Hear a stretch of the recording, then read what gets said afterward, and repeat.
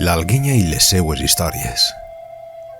Fa uns anys, concretament al 2006, una extraveguda i dinàmica mossa alguinyensa de nom Loreto, de la família Beltrà Escolano, em va fer arribar un àlbum fotogràfic primorosament emmaquetat i en la coberta del qual campejava el títol de El meu poble.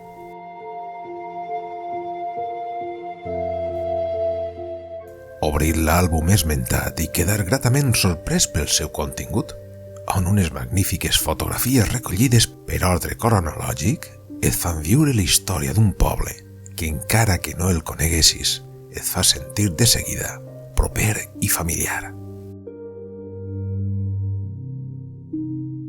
Un dels seus continguts, el dedicat a la desfilada de carrosses, crida poderosament l'atenció en haver documents fotogràfics datats des de l'any 1948 a res, la meitat del segle XX, i que fa referència a la història social i festera d'un pintoresc poble de la província d'Alacant, pertanyent a la comarca del Vinalopó mitjat, anomenat l'Alguenya.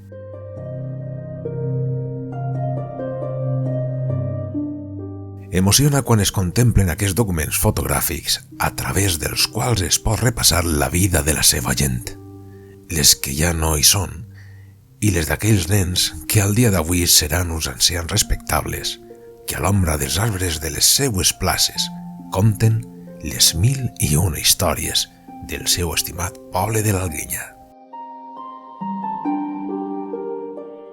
També l'evolució a través del temps, a la roba, els pentinats, les carrosses tirades primer pels cavalls i després del camió, la vespa i els tractors agrícoles. És impressionant la inventiva en la decoració de les seues carrosses i dels vestits que llueixen a manera de disfresses, comparses, penyes o grups alegòrics, la majoria de vegades confeccionats amb els elements més naturals i bàsics que proporcionava l'entorn, on els temps d'escassetat eren notoris, però que suplien amb una gran dosi d'alegria i fantasia, desbordant i contagiosa.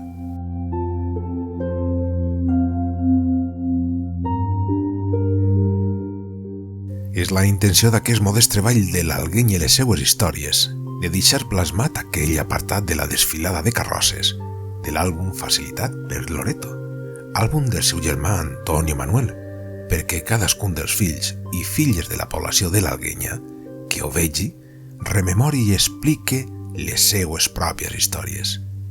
Si ho aconseguim, es donarem per satisfets. Gràcies Loreto, Cristóbal i Antonio Manuel. L'Alguenya, anys 2006-2019.